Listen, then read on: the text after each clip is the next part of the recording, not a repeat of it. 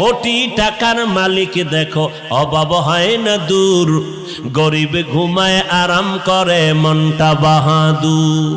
ফেরাউনের লাশটা দেখো মিশর জাদু ঘরে, খায় না মাটি পোকা মাছি সবাই ঘৃণা করে।